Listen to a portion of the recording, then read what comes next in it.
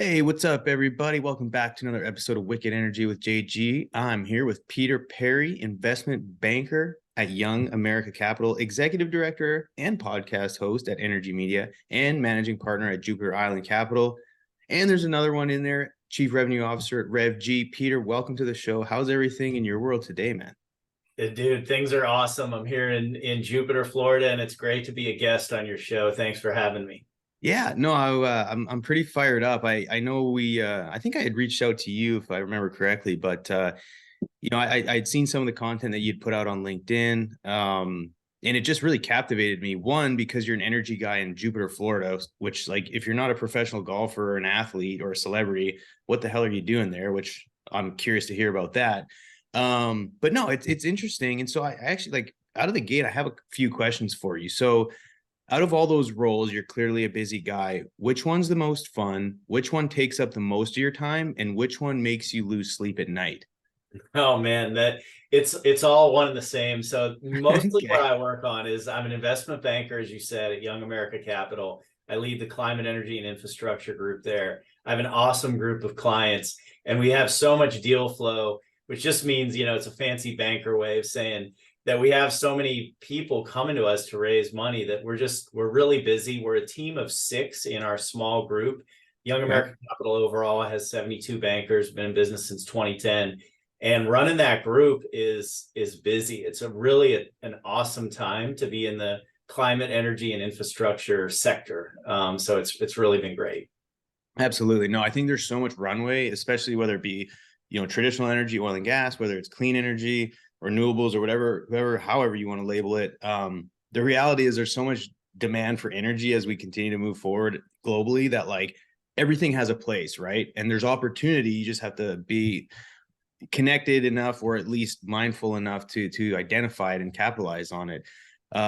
It's interesting. I'm trying to remember the last. I don't know if I've had someone that's truly an investment banker. I've had a lot of finance folks on, economists, stuff like that, but the investment banking space is interesting. We talked a little bit about it before we hit record. Is like you've got an initiative to sort of increase your branding and get yourself out there a little more, which I think is great. I love that.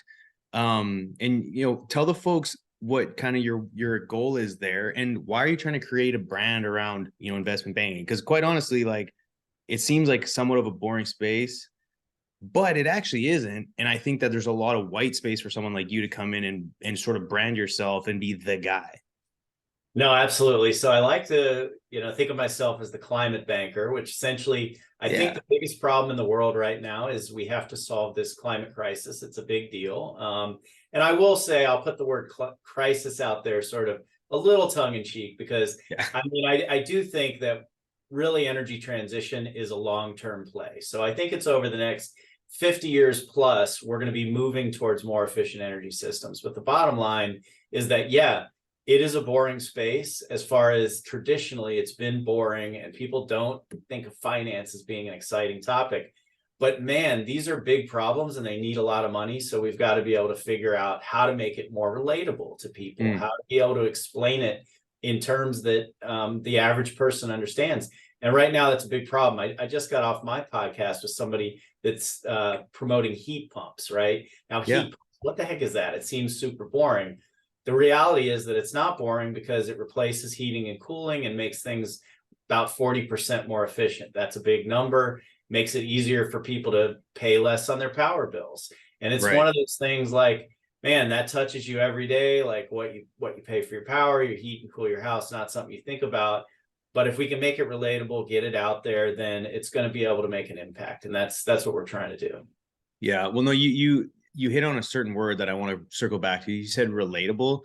The biggest challenge in whether it's oil and, like, I live in the oil and gas world.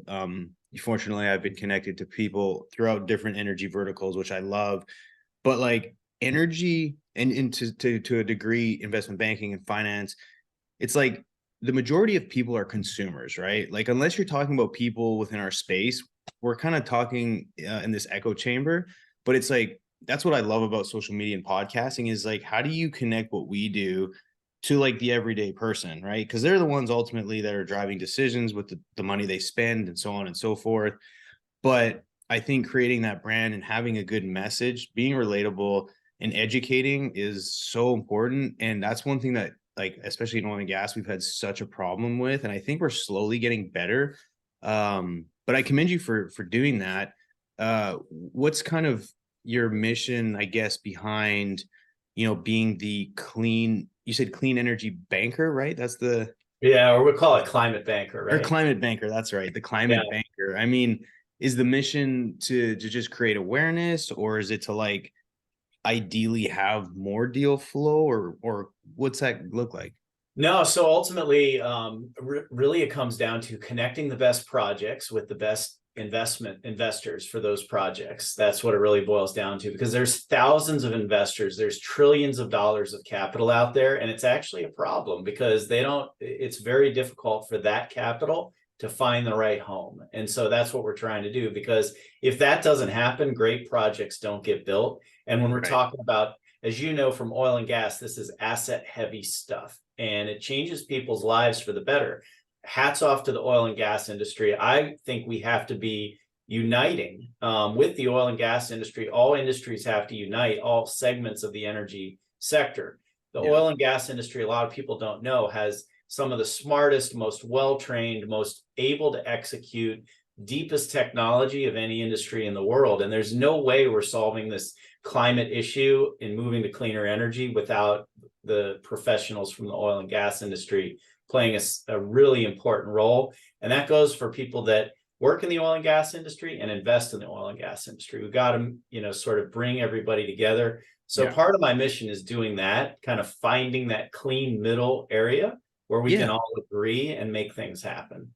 Well, it's in a thing was talking to a lot of folks within the space, and I say space and energy regardless, that ecosystem is like most people are pro uniting. It's like, let's take what we do well in this space and let's combine it with this and merge and hopefully power the world, right? In the most efficient and sustainable way.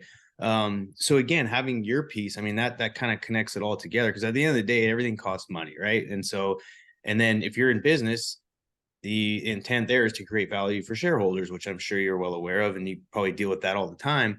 And I'm going to get into it a little bit later on sort of the kind of that piece of it. But before we do, I'm super curious, and I know I'm taking a left turn here, but it just popped into my head. Juniper, Florida, how often do you run into Tiger Woods? I mean, have you ever caught him on the golf course or anything? I'm so curious. Yeah, so down here in Jupiter, everyone knows about Tiger, right? Everyone says Tiger. We've also got Michael Jordan down here as well. So Ah, that's right.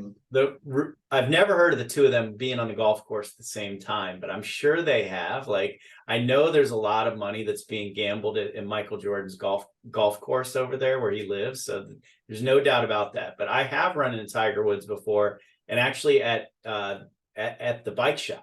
At the bike shop, it's called Try Bike Run. It's like a place where all the hardcore cyclists and people like that go, and he was just hanging out in there.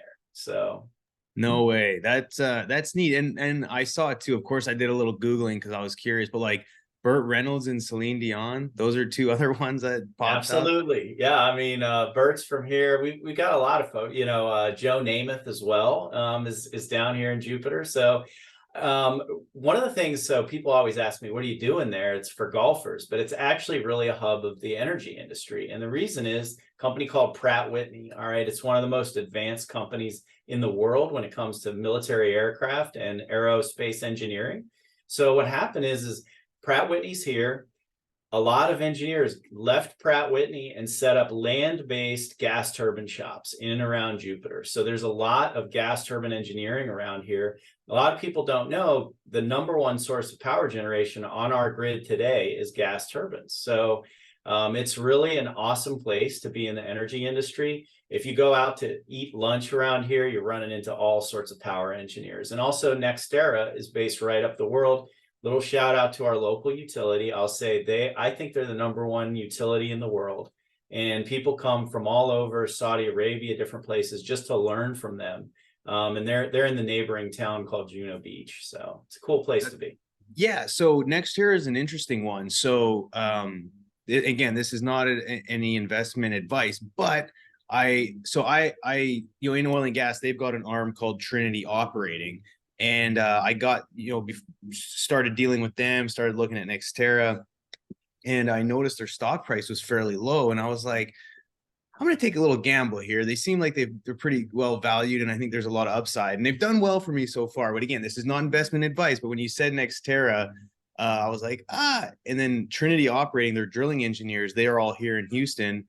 But the supply chain guy that I deal with is down there in Juneau. And so I told, when I was on the phone with him, I was like, hey, I need to come down there and visit with you. He's like, if you came down here and said you're working for Trinity or dealing with them, they wouldn't even know what Trinity Operating is. But for those who don't know, that's their oil and gas arm, which I'm super curious about, because I would imagine the returns they get in oil and gas funnel into their system and perhaps pay for other things. I mean, what's like, why would NextEra have an oil and gas arm? Like, what's your thoughts?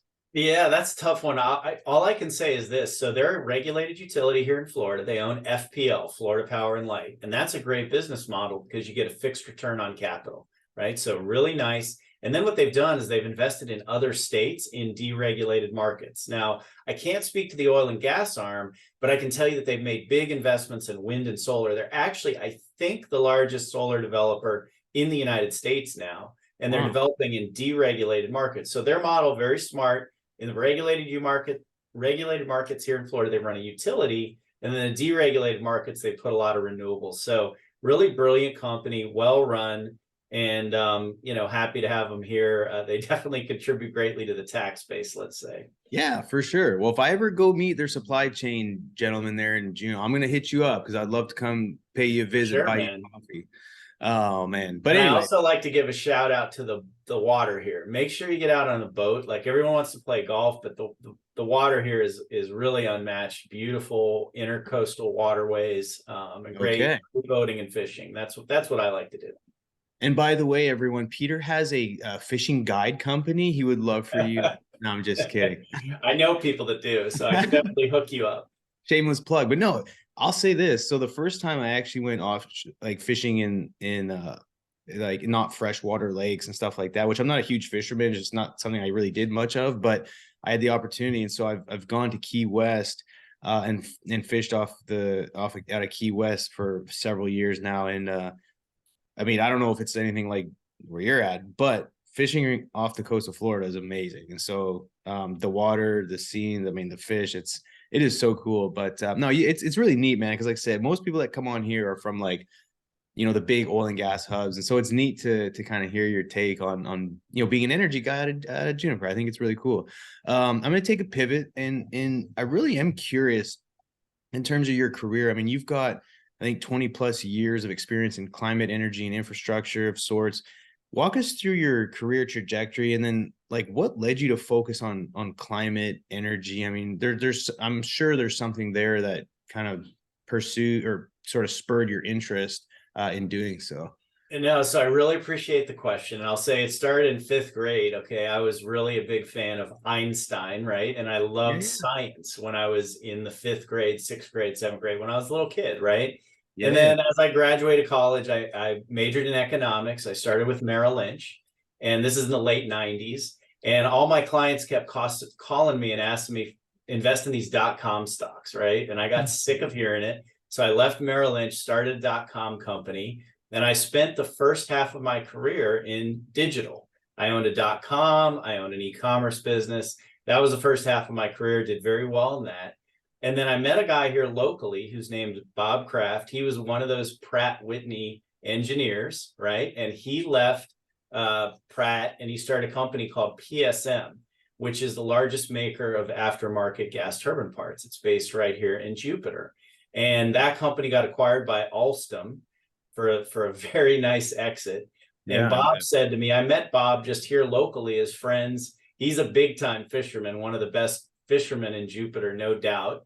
I met him locally and he said, hey, my company got bought by Alstom. I want to do something new. Would you like to be a part of it? Because he knew that I was a sales and marketing guy. So he brought me over.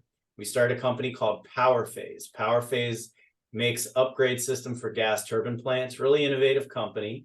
And my job was raise money. So we raised about 54 million bucks for the company. And I was like, wow, I can do this. yeah. Stayed with PowerPhase through 2018. And then since then, I've just been addicted to the energy industry. I love it. It's a great industry. I love how it impacts the world. Yeah. Yes, I did like e-commerce and digital, but it just felt kind of small ball to me, to be honest. And I really, in the same way I've heard Elon Musk say, some of the smartest people in the world spent so much time optimizing and getting people to click on ads. That's kind of a waste of talent. I felt that same thing in my heart. And I was like, I really want to touch the world, and energy does it. So I love the industry. Yeah, no, that's a fascinating story. Kind of double clicking on the investment piece. Are you on like a macro level, are you seeing any major shifts in investment trends within the energy industry that you're sort of evolved with? Yeah, huge shift. So one thing, that tech theme, a lot of the smartest investors from tech are now investing in energy. Energy is replacing tech as being the hottest industry, sort of the trendy industry where everybody's going. When I Mm, first got in it in 2011, it was a boring industry. Nobody really paid attention. Now I kind of did like some aspects of that because it didn't have, lots and lots of people rushing into it. But yeah, I would say now that really smart, sort of aggressive capital's coming in from the tech world, that's one big trend. Another big trend is that you have to build physical projects in the energy industry. That makes it different from pure tech. You can do right. all the tech you want, but it has to be deployed physically. So what we're seeing is a lot of the world's biggest infrastructure investors that traditionally had built tunnels, bridges, roads, sort of boring infrastructure, are now moving into the energy sector. And Got so it. you've kind of got this sweet spot where oil and gas investors expect a very high return because it's very risky. Infrastructure investors expect very low return because it's very non-risky. So kind of that middle spot, we call it upper teens kind of returns, Okay. where you're seeing convergence of big asset investors coming in. And it's a global phenomenon all over the world. That's another cool thing about energy, is that it's global. So those are some of the trends we're seeing. And I could go on for a long time about other trends, but I'll let you jump in.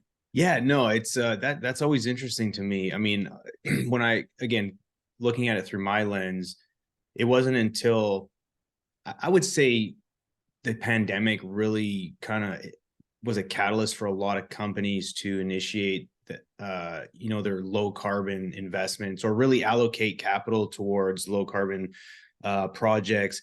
The Europeans did a good job. They've been kind of doing it for a while, but then, Chevron, Exxon, they focus more on like the carbon capture stuff. But from your perspective, I'm curious, do you see a bias towards renewable energy projects over traditional energy projects in the investment circles? And the one thing, and to kind of add to that, so a lot of folks that I know that work for oil and gas companies that would call themselves now energy companies, they typically like to see an IRR of like, if they get, they wouldn't invest in something unless it's like 12%. But like from what I've seen, an IRR on let's call it like a low carbon or renewable project, like you may be happy with like 6. And so I'm curious, like that to me seems like there could be concerns around scalability, commercial maturity. What's your sort of take on that? Because I feel like that's a huge limiter. And a guy I know at BP who's in their finance world, we were talking about this yesterday actually at our son's jujitsu, and it's a very common topic of discussion. And now with interest rates, like, and I know that's a lot to chew on, but like I just my mind goes in so many directions when we start talking about this stuff. No, it's absolutely true. So oil and gas projects typically return higher, but a lot of times you're trying to do something that's unproven in terms of the trying to find reserves, let's say. So Yeah. what we're seeing is oil and gas investors are going more towards what I would call energy transition, which may not be wind and solar, but might be other types of things like batteries, battery storage projects that are doing good, materials projects, so low carbon materials, things like renewable fuels like hydrogen, SAF, and some of these other areas. You mentioned carbon capture. So we are seeing another area, renewable natural gas. So we're seeing these investments in projects where I would call it more energy transition. You're 100% right. Solar, a lot of the returns are lower now, and with high interest rates, it's become challenging. But traditionally, in a low interest rate environment, call it 10 years ago, solar could give you a real nice return. And Hmm. usually you're getting like a 30-year power purchase agreement with the utility. So you may not have as high of a return as natural gas because there's always that correlation between risk return, but you Yeah. have lower risk because utilities are the most creditworthy entities in the world, and you've got like a 30-year power purchase agreement. It doesn't get much better than that. So Yeah. That yeah, makes that's sense. kind of the risk return maybe continuum we see. Yeah. No, it's fascinating. And I actually wrote anyway, not to get into the weeds, but I had wrote in a paper in grad school talking about the difference between European oil and gas majors and then the US oil and gas majors and their business strategy. And I say that to say is like I didn't realize a lot of the there's a different investment community investing in these projects than you're in someone who would invest. And so they're okay with lower returns, such as long as like it's so much of a or somewhat of a guarantee throughout, like you said, something like a power purchase agreement for 30 years. Like if you know you're gonna make call it 8 to 10% over the course of 30 years, or is like there's like a 60% chance you're going to get a 20% IRR, but you could lose your ass on all the rest of it. Like I get the intent there. And it's, I guess if there's a healthy mix, that's probably the best. But anyway, no, it's interesting again to hear your perspective. I'm curious on the capital raising part. Um, like what are the challenges in cap raising for say early stage versus middle market energy companies? Are you dealing with both or? We do deal with both. And I'll say there's huge demand for existing profitable middle market companies that have some sort of climate benefit. It doesn't have to be that their whole company is around the climate, but that they're doing something. Maybe they've got some software that makes the grid more efficient or something like that. So to any business owners that are out there that are family run businesses, you've been running your company a long time, there's huge demand in the market for M&A activity in that space. And Ah, that is what I would call a relative layup in this market. Where there's a lot of challenges is in the more the venture capital and the early stage projects. And that's where it really takes an expert to be able to get the deal done. So we work a lot in venture capital. We also work in early stage development capital, which is an area that most investment bankers won't touch because it's pretty tough to get deals done. But hmm, those are our segments. Right now, we're working on a project. I don't mention specific clients, but I'll say it's a of course. hydrogen project based in central Pennsylvania. They just got selected under the Arch2 initiative with the Biden Hydrogen Hubs initiative, which is good. So they're going to get a pretty significant grant as a result of that. Very That's a cool. huge deal. And we've been working to help bring strategic investors into that. They're not at what's called notice to proceed yet. So usually later stage there's project finance investors that are very comfortable coming in, but that early stage development risk I see as a huge hole in the market that's stopping really good projects from getting built. Slowly, we're seeing more investors look at that space and understand how to invest in it. And Hmm. hopefully will be a really big source of value for developers in that segment. Super cool. So what would you say is your, I guess, biggest headwind for continued growth, or like some of the things, some say goals that you have with your teams that you're like constantly running up against the hill and it's like, golly, this is just driving me nuts. Like if we could have XYZ, we would have, so much more scale or deal flow, or you know what I mean? Like what is holding up? Right now on deal flow, we have no limitations. We just have so many deals coming to us. What I would say is the limitation is the market right now, because we're in what's called a risk off environment because they've been raising interest rates. So, Right. where that term comes from is going back to the financial crisis, is basically we've been in a risk on, risk off type of a mentality. When the Federal Interesting. Reserve is lowering rates and printing money, it's risk on. Everybody wants to invest, everybody wants to go public, valuations go crazy. Then when the Yeah. Fed pulls back and goes to a tightening cycle, which right now we're in like the mother of all tightening cycles because they've taken rates up so fast. Yeah. The 30-year treasury is higher than it's been, I think, in 25 years. And it happened so quickly. So you're in this major, what people call risk off cycle. So what that means is that a lot of venture capitalists are just sitting on their hands. They're Mm. not moving forward. A lot of development capital investors, same thing, to a lesser degree, are being cautious. They're waiting for sort of the end of the tightening cycle. So I would say to the degree that we can foster more patient capital, more long-term thinking, and investors that'll come in, invest regardless of sort of the interest rate cycle. Because I mean, come on, this is a long-term business. It's going to be good for the next 20, 30 years. I don't really see the logic in just waiting. So I'm not a wait and see kind of a guy. It's kind of like people right now are like, oh, I'm gonna wait till interest rates go down before I go buy a home. And I understand everyone has, you know, their budgets and limitations, but the cheapest house you'll ever buy is the one you buy today, because next year it ain't going to be any cheaper, you know? And so it's, I kind of laugh. And then the beautiful thing about being here in the US is you can refinance at any time. I'm from Canada and you can't do that. So, but like, again, there's opportunity. You just have to know how to find it and be okay with, you know, depending on what your risk tolerance is. But, I was going to ask you something as you were talking through that. Oh, geez, I forget, but I remember. So would you say for a lot of the investors, just like, again, very on a generic level, are more into making a short-term bag? Like, I know in oil and gas, it's like you want like these quick returns and you want to get in and get out and then do it again. But like you were saying in the sort of the climate investment community, like it's a long-term game. Like, are people, would you say there's a shift in mentality, or is it like not moving and you're having to like constantly try and like beat this into people's heads? Yeah, I would say people are waiting, but what it's done is a lot of the financial investors are holding off and waiting for that risk on to come back, but it's opened up an opportunity for strategic investors. So we're having great conversations with some of the best, you know, name brand commercial companies that are making strategic investments in the space. And you're 100% right. It is long term. So once one of these investors comes in, they're usually going to be in the investment for 5 to 7 years. So it's a long-term kind of a mentality. The other thing I'll highlight for the audience out there looking for capital is there is a source of capital for just about every kind of deal, as long as it's a good deal.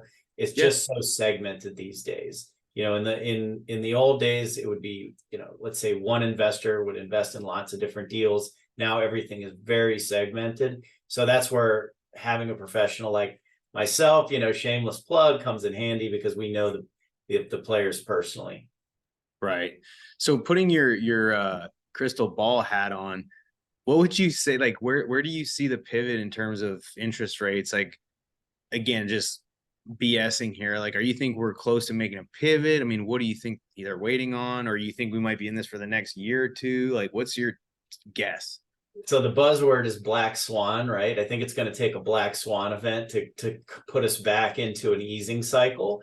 That black swan event could be anything. Okay. It's because I've stopped trying to predict after COVID, because who would have ever thought that happened? I'm not saying there's going to be another pandemic, but there'll probably be some black swan event. It could be, we saw a little bit with the Silicon Valley Bank meltdown. Right. A lot of people expected that to spread to the broader banking industry. If you saw a larger bank have some sort of a challenge, that would be a black swan event.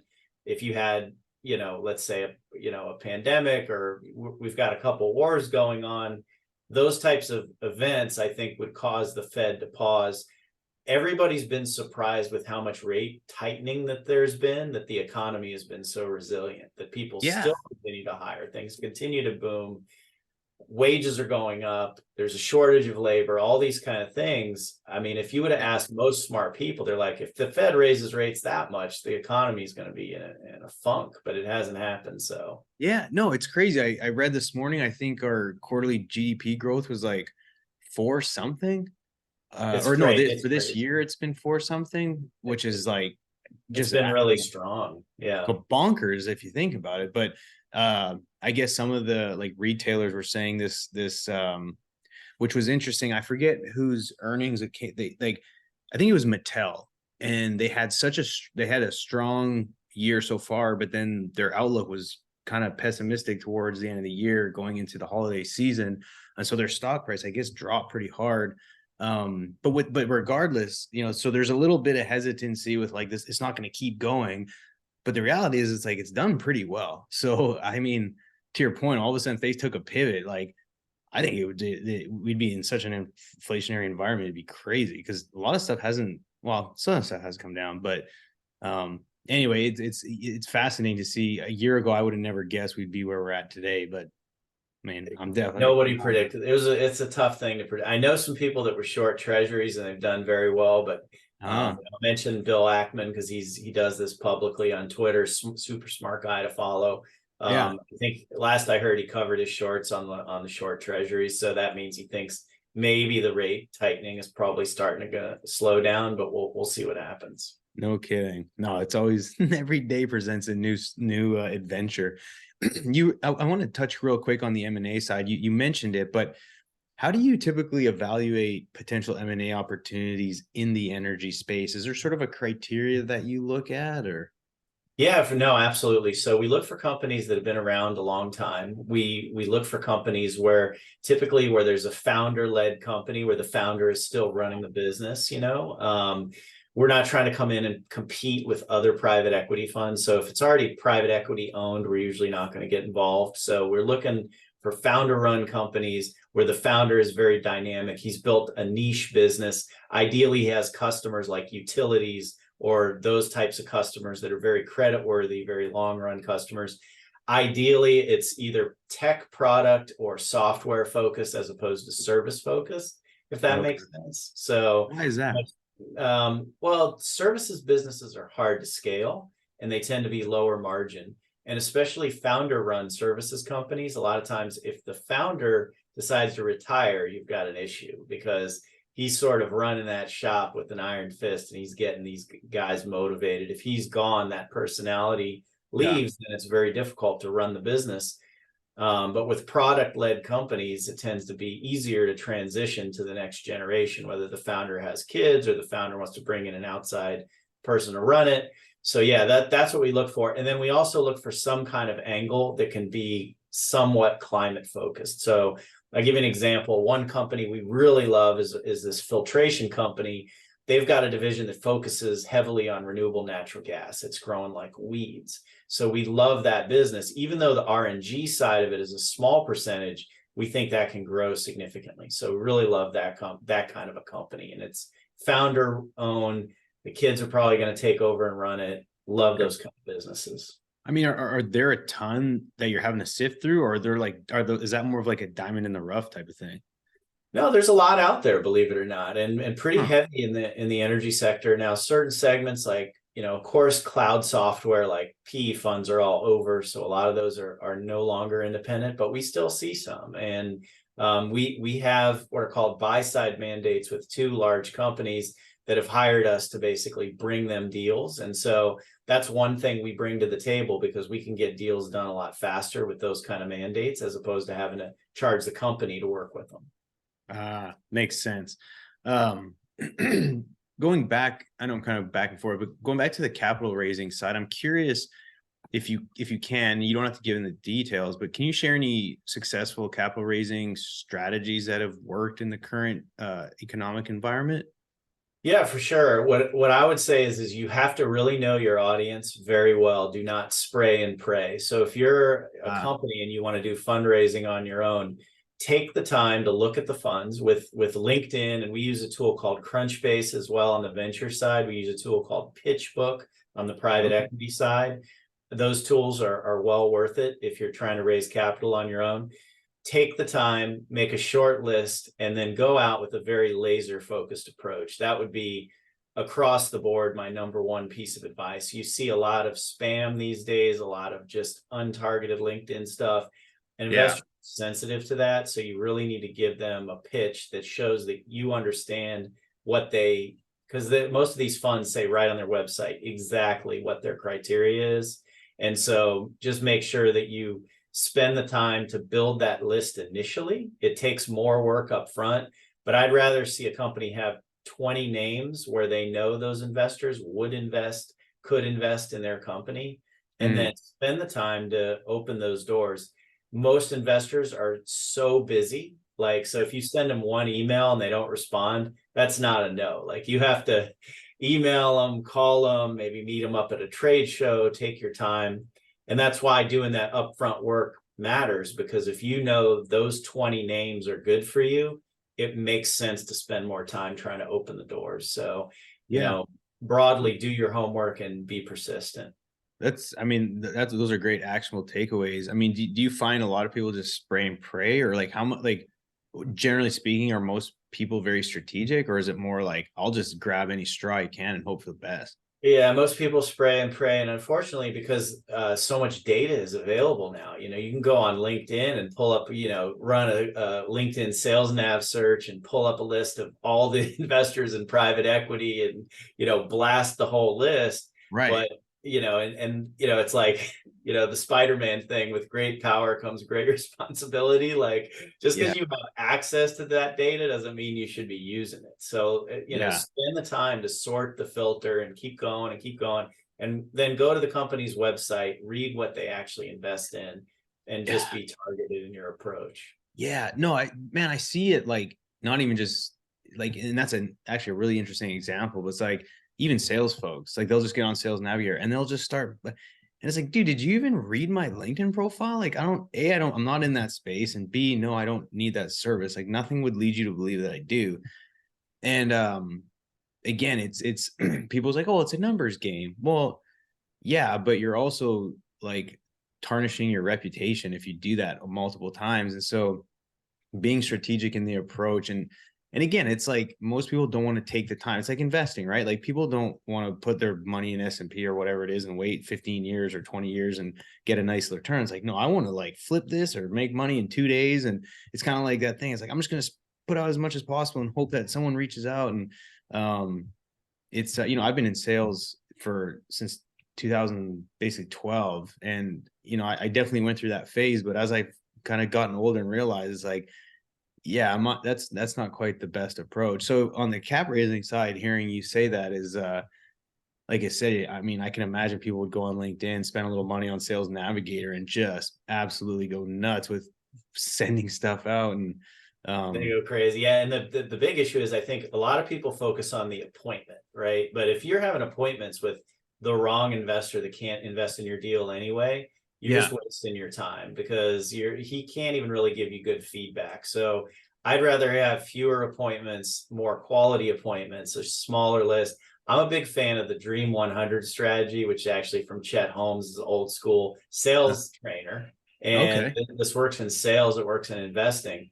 Is make a list of your Dream 100 accounts and then just methodically work to penetrate those accounts. Maybe you yeah, have to reach out to multiple people, and maybe you have to see what trade shows they go to. Maybe you got to send them a personal letter, but just focus on those and don't try to always broaden the number of accounts you're going after. Just yeah, focus on that list. Because if you typically, if you get in sales, if you get like 20 of your Dream 100, you're just going to crush your numbers. So yeah.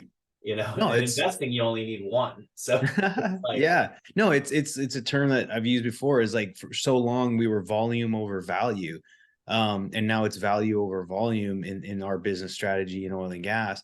And it's looking at again, it's a game of chess, not checkers, right? It's but people are it's checkers is so much easier to play instead of having to sit there and think and do your homework. But that's really it's fascinating, which kind of ties in. So we've got a group in oil and gas here. He's a spokesperson for oil and gas. His name's Chuck Yates, a good buddy of mine. And he had a gentleman on talking about raising capital for oil and gas deals and how difficult it is, and like how many doors just get shut the minute you mention oil and gas.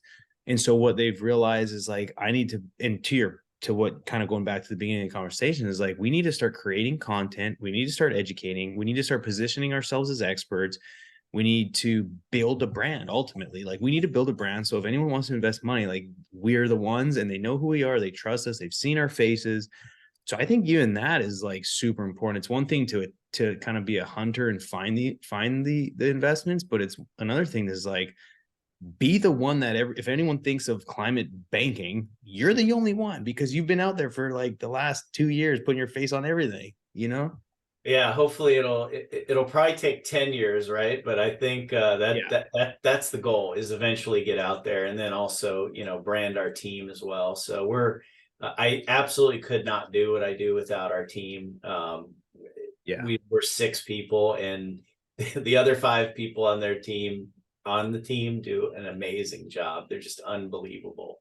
Yeah, no, it makes a huge difference. And of course, not everyone's there, right? Like that obviously there you have to allocate resources, and there's some financial there that you have to allocate. But nonetheless, if once you can get there, it's extremely important, because you can't do it all yourself. It's almost impossible. I've been trying, and now I'm finally in a position where I don't have to. But um, real quick, I'm curious on the sort of the educational and board involvement. I think if I was looking at your LinkedIn correctly, you're on the board of directors for the Clean Energy Council and American Council on Renewable Energy. Is that correct?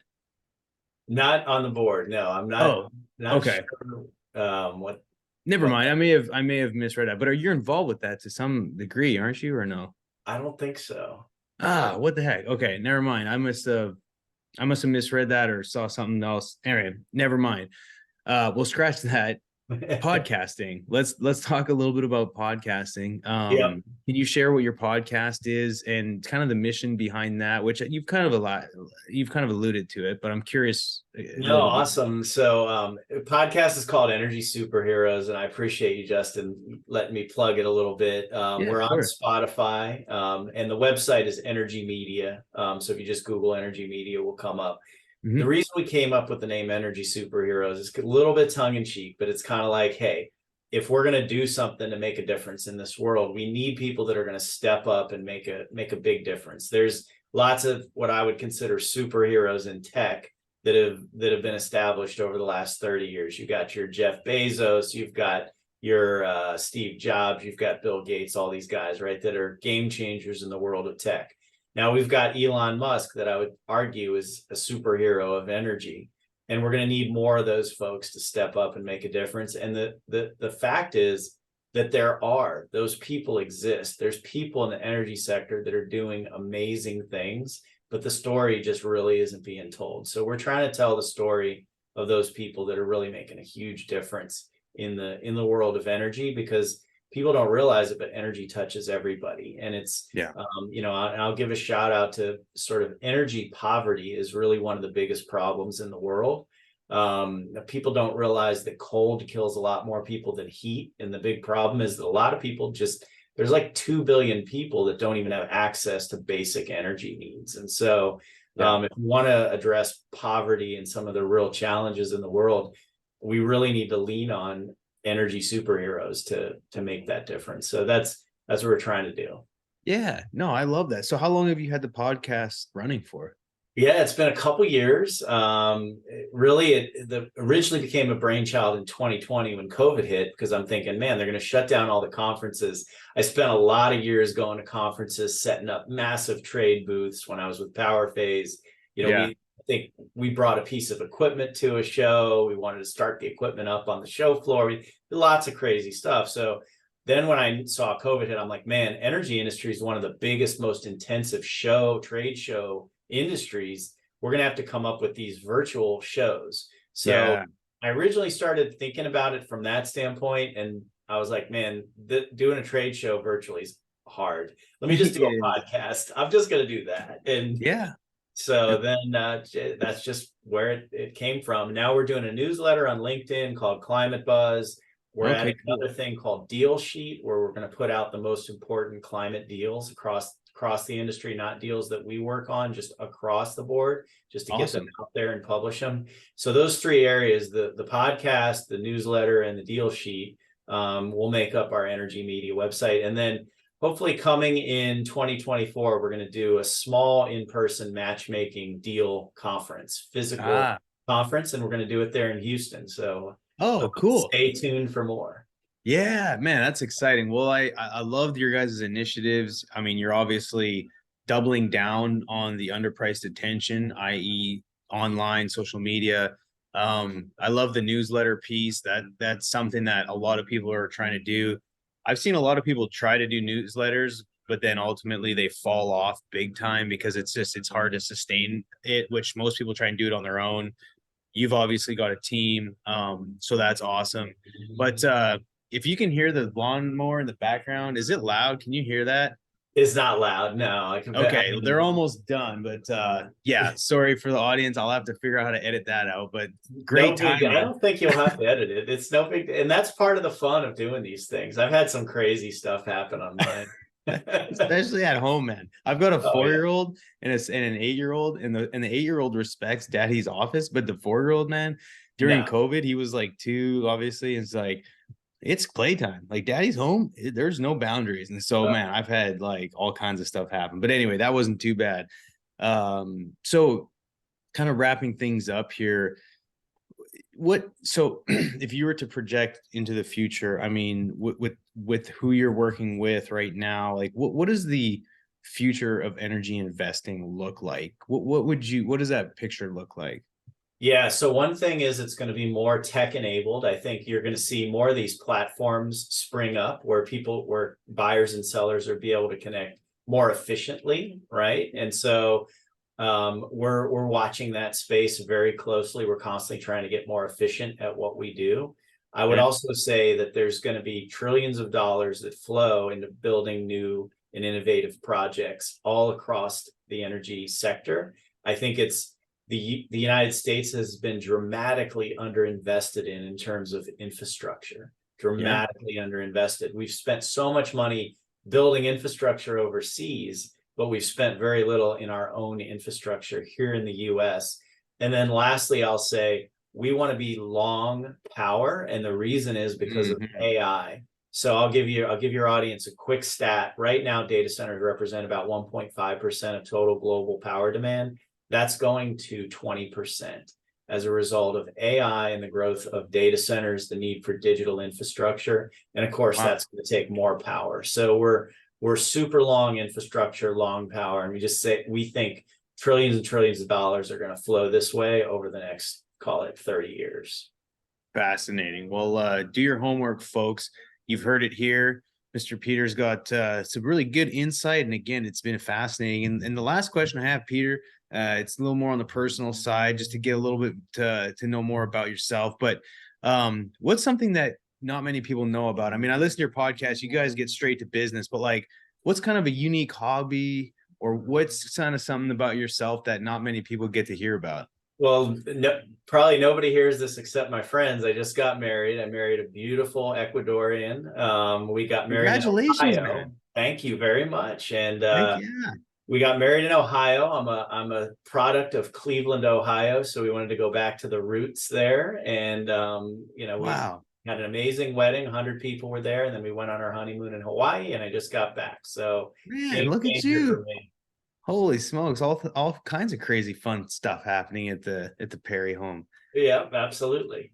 That is great. Well, I really appreciate it, Peter. So besides the obvious, I'm going to put your LinkedIn link in the show notes, the websites. Are there anywhere else that you create content, or if people want to hear more, No, different I appreciate platforms? that very much. Would love it if people could follow us on Spotify, and Yes. LinkedIn. We put out the vast majority of our non-podcast content on LinkedIn. We put out podcast clips there. So hit me up on LinkedIn. I read every single DM I get, and appreciate it very much. Absolutely. Well, for the audience, connect with Peter. This has been a fantastic conversation, and I encourage you to reach out. And last thing, Peter, if there's an ideal avatar out there that needs to connect with you to like get some things going, what does that ideal perspective or prospect look like for you? No, absolutely. So we are really looking hard for good energy transition projects. So if you're a developer, you've built a project before, we love battery, we love RNG, we love hydrogen. We're even looking for nuclear. We think that's going to start coming to the fore. So any guys that know how to build projects, that have got stuff done in the past, we'd love to talk to you. Perfect. Well, then hopefully your inbounds get heavily here. And for everyone out there, appreciate the support. Let's always make sure we're approaching the energy landscape with a radically open mind. Be kind, and always remember that everyone deserves access to energy, and we is greater than me. Thanks, everybody.